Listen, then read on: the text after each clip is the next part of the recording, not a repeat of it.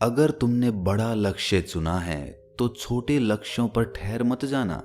छोटे लक्ष्य तुम्हें आनंद देंगे, एक अहंकार भी पैदा करेंगे और तुम्हारे मन को शांति भी मिलेगी कि मैंने कुछ पा लिया है। और ये सारे विचार बड़े लक्ष्य को पाने में बाधा बन जाते हैं। अगर आपने कोई बड़ा लक्ष्य चुना है तो वहां तक पहुंचने के लिए छोटे मोटे लक्ष्यों पर ध्यान मत देना, क्योंकि अगर तुम छोटे लक्ष्यों से प्रभावित हो गए तो तुम अपने अंतिम लक्ष्य तक कभी नहीं पहुंच पाओगे। हमारी आज की ये कहानी आपको निरंतर अपने अंतिम लक्ष्य तक पहुंचने का रास्ता दिखाएगी। इससे पहले कि आप इस कहानी में खो जाएं, इस चैनल को सब्सक्राइब जरूर कर लें। तो चलिए कहानी शुरू करते हैं। बात उस वक्त की है जब गौतम बुद्ध आत्मज्ञान प्राप्त करने के लिए यहाँ से वहाँ भटक रहे थे। इस दौरान वो गंगा नदी पार करके मगध साम्राज्य में पहुंच जाते हैं।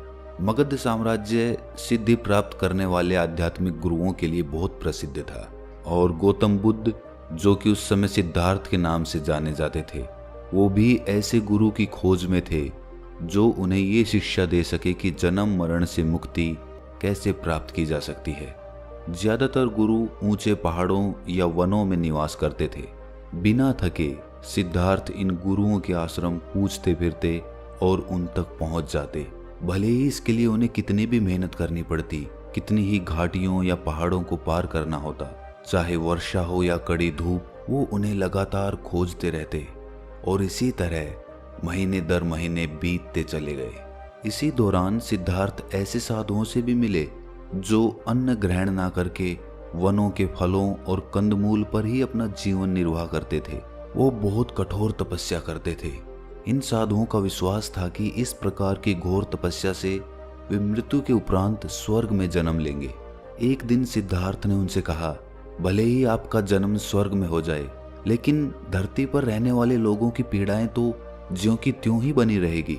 सच्चे धर्म की खोज का मतलब है कि जीवन की पीड़ाओं का समाधान करना, ना कि जीवन से पलायन करना। ये सच है कि यदि हम अपने शरीरों को विषयासक्त लोगों के समान थुलथुल बना लें तो भी समस्या हल नहीं होगी, लेकिन शरीर को तपाने से भी तो कुछ लाभ नहीं है। कुछ आश्रमों में 3-4 महीने बिताने के बाद भी सिद्धार्थ की खोज जारी रही। उनकी ध्यान साधना लगातार बढ़ती जा रही थी, किंतु फिर भी वो जन्म और मरण के दुख से मुक्ति पाने के सच्चे धर्म का सच्चा मार्ग प्राप्त करने में सफल नहीं हुए थे। समय तेजी से बीत रहा था और सिद्धार्थ को अपना घर छोड़े हुए 3 साल हो चुके थे। कभी कभी जब वो वन में ध्यान लगाने बैठे होते थे तो सिद्धार्थ के मन में अपने पिताजी शुद्धोधन, यशोधरा और अपने बेटे राहुल की आकृतियां और अपने बचपन तथा यौनावस्था के चित्र विचारों में कौंध जाते। लेकिन उनका दृढ़ विश्वास था कि एक ना एक दिन वो सच्चे धर्म का मार्ग खोज ही लेंगे। एक बार की बात है, वो मगध की राजधानी राजगृह के पास पांडव पर्वत पर अकेले ही निवास कर रहे थे। एक दिन वो भिक्षा मांगने के लिए राजधानी में आ पहुंचे। उनकी मंद गरिमा में चाल तथा उनके सौम्य एवं आभायुक्त मुखमंडल को देखकर रास्ते के दोनों ओर लोग रुककर इस सन्यासी को देखने लगते, जो ऐसी शालीनता के साथ चल रहा था जैसे शेर पहाड़ी जंगल में चलता हो। संयोग से उसी समय मगध के राजा बिंबिसार भी अपने रथ में सवार उधर से गुजर रहे थे। राजा ने अपने सारथी को रथ रोकने के लिए कहा, जिससे वो सिद्धार्थ को भली भांति देख सके। उन्होंने अपने एक सेवक से कहा कि सन्यासी को भोजन दे दिया जाए और इसके पीछे पीछे जाकर देख कर आओ कि इसका निवास कहाँ पर है। इसके बाद अगले दिन राजा बिंबिसार दोपहर को अपने रथ पर सवार होकर उसी जगह पर गए जहाँ सिद्धार्थ निवास कर रहे थे। अपने वाहन को पहाड़ के नीचे ही छोड़कर वो पहाड़ चढ़कर अपने एक सेवक के साथ सिद्धार्थ के निवास स्थान पर जा पहुंचे। उस वक्त सिद्धार्थ एक वृक्ष के नीचे बैठे हुए थे। राजा उनका अभिवादन करने उनके समीप गया। ये देखकर सिद्धार्थ उठ खड़े हुए। उनकी वेशभूषा देखकर वो समझ गए थे कि ये मगध का राजा ही है। सिद्धार्थ ने हाथ जोड़े और उनको पास की एक बड़ी शिला पर बैठने का संकेत किया और सिद्धार्थ खुद उनके सामने एक शिला पर बैठ गए। इस तरह का आचार व्यवहार देखकर राजा बिंबिसार बहुत प्रभावित हुए। उन्होंने कहा, मैं मगध का राजा हूँ मैं आपको अपने साथ अपनी राजधानी चलने के लिए आमंत्रित करने की इच्छा से आया हूँ। मेरी अभिलाषा है कि आप कुछ समय मेरे साथ बिताएं और मुझे अपनी शिक्षाओं तथा अपने ज्ञान से लाभान्वित करें। जब आप मेरे साथ होंगे तो मुझे विश्वास है कि मगध राज्य और भी ज्यादा शांति और तरक्की उपलब्ध करेगा। सिद्धार्थ ने मुस्कुराकर कहा, मैं वनों में ही रहने का आदी हूँ। इस पर राजा कहता है कि ये तो बहुत ही कठोर जीवन है।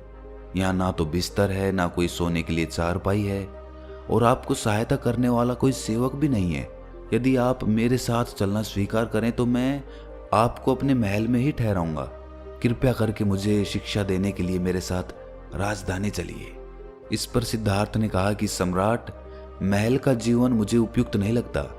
मैं अपने और अन्य सभी प्राणियों के जीवन को दुखों से मुक्ति दिलाने का मार्ग खोजने में जुटा हुआ हूँ। मेरे जैसे सन्यासी के हृदय की इस खोज की दृष्टि से महल में रहना मेरा उचित नहीं है। ये सुनकर राजा कहता है कि तुम तो मेरे समान ही युवा हो। मुझे ऐसे मित्र की आवश्यकता है जिससे मैं अपने मन के विचारों का खुलकर आदान प्रदान कर सकूं। जब से मैंने तुम्हें देखा है तब से मैं तुम्हारे साथ एक अपनापन सा अनुभव कर रहा हूं। तुम मेरे साथ चलो। यदि तुम्हें स्वीकार हो तो मैं तुम्हें अपना आधा राज्य देने को प्रस्तुत हूं। जब तुम बूढ़े हो जाओ तो दोबारा सन्यासी बन जाना।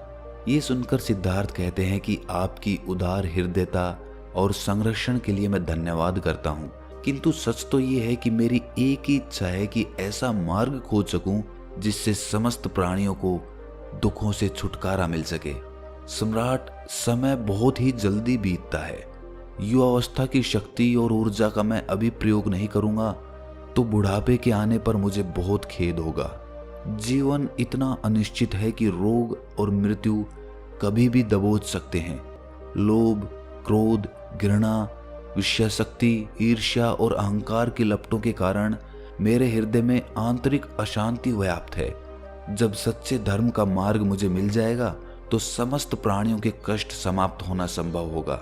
यदि आपके मन में मेरे प्रति सच्चे प्रेम की भावना है तो मुझे उस मार्ग पर चलने दें जिस पर मैं इतने समय से चलता आ रहा हूँ। सिद्धार्थ के इन वचनों से राजा बिंबिसार और भी ज्यादा प्रभावित हो गए। उन्होंने कहा कि आपकी दृढ़ और निश्चयपूर्ण बातें सुनकर मुझे तो बहुत प्रसन्नता हुई। हे प्रिय सन्यासी, अब क्या मैं आपसे ये पूछ सकता हूँ कि आप कहाँ से पधारे हैं और आपका वंश नाम क्या है? ये सुनकर सिद्धार्थ कहते हैं कि सम्राट, मैं शाक्य राज्य से आया हूँ। कपिलवस्तु में राज कर रहे राजा शुद्धोधन मेरे पिताजी हैं और मेरी माता रानी महामाया थी। मैं वहाँ का राजकुमार था और सिंहासन का उत्तराधिकारी भी, किंतु सच्चे धर्म का मार्ग खोजने के लिए मैं सन्यासी बनना चाहता था। इसीलिए मैं अपने माता पिता, पत्नी और पुत्र को 3 साल पहले त्याग कर वहां से चला आया हूँ। ये सुनकर राजा बिंबिसार आश्चर्यचकित रह गए। तब तो तुम स्वयं ही राजवंश के हो। हे सन्यासी, मुझे आपसे मिलकर बहुत आनंद प्राप्त हुआ। शाक्य और मगध के राजघरानों में दीर्घ काल से घनिष्ठ संबंध चले आ रहे हैं। मैं कितना मूर्ख था कि आपको अपनी राजसत्ता और संपदा की बातें करके अपने साथ लौट चलने के लिए कह रहा था। कृपया मुझे क्षमा कर दें। मैं आपसे ये जानना चाहता हूँ कि क्या आप समय समय पर मेरे महल में आते रहेंगे और मुझे भोजन समर्पित करने की अनुमति देंगे? और जब आपको सच्चे धर्म का मार्ग मिल जाए तो आप दया करके वापस आकर अपने शिष्य के रूप में मुझे भी शिक्षा देना। क्या आप ये वचन देंगे? सिद्धार्थ ने हाथ जोड़कर उत्तर दिया कि मैं वचन देता हूँ कि जब भी मैं सच्चे धर्म का मार्ग खोज लूंगा तो वापस आकर आपको उसके संबंध में अवश्य बताऊंगा। राजा बिंबिसार ने सिद्धार्थ के समक्ष नमन किया और अपने सेवक के साथ पहाड़ से नीचे उतर गए। बाद में उसी दिन सिद्धार्थ ने अपना निवास स्थान बदल दिया, क्योंकि उन्हें डर था कि युवा राजा अपनी भेंट भेजकर उनकी साधना में रुकावट उत्पन्न करेगा। दक्षिण की ओर चलकर उन्होंने दूसरा ऐसा स्थान खोज लिया जो उनकी साधना के लिए उपयुक्त था। उन्हें एक महान आचार्य उद्रक रामपुत्र के आश्रम का पता चला, जो ज्ञान समुद्र में बहुत गहराइयों तक उतरे हुए थे। उनका आश्रम राजगृह से अधिक दूर नहीं था। उनके आश्रम में 300 साधु रहते थे और 400 साधु आसपास रहकर तपस्या करते थे। सिद्धार्थ उन्हीं के आश्रम की ओर बढ़ चले। दोस्तों, सिद्धार्थ चाहते तो उस राजा का प्रस्ताव स्वीकार करके आराम पूर्वक राजमहल में रहकर अपनी साधना कर सकते थे, लेकिन जो उन्होंने सच्चे धर्म को पाने का लक्ष्य चुना था, उन्हें इस बात का एहसास था कि महल में रहकर वो उस लक्ष्य तक नहीं पहुंच पाएंगे। इसीलिए उन्होंने उस राजा का प्रस्ताव स्वीकार नहीं किया। इसी तरह हम भी जब अपने बड़े लक्ष्य की तरफ बढ़ने लगते हैं तो रास्ते में थोड़ा बहुत मुनाफा पाकर ही हम खुशी से झूम उठते हैं, और वो थोड़ा बहुत मुनाफा हमें हमारे अंतिम लक्ष्य तक नहीं पहुंचने देता। अगर आप अपने अंतिम लक्ष्य तक पहुंचना चाहते हो तो जरूरी है कि बीच में आने वाले छोटे छोटे लक्ष्य की तरफ ध्यान मत दीजिए, उनको अनदेखा करके आगे बढ़ते रहिए, क्योंकि अंतिम लक्ष्य पर जो आपको सुख और सुविधा प्राप्त होगी वो छोटे मोटे लक्ष्यों से बहुत ऊपर होगी। इसीलिए निरंतर अपने लक्ष्य की तरफ चलते रहिए। तो दोस्तों, कैसी लगी आपको ये कहानी कमेंट सेक्शन में ज़रूर बताएं, और अच्छी लगी तो चैनल को सब्सक्राइब करना ना भूलें। तो मिलते हैं अगली कहानी में, तब तक के लिए अपना ख्याल रखें।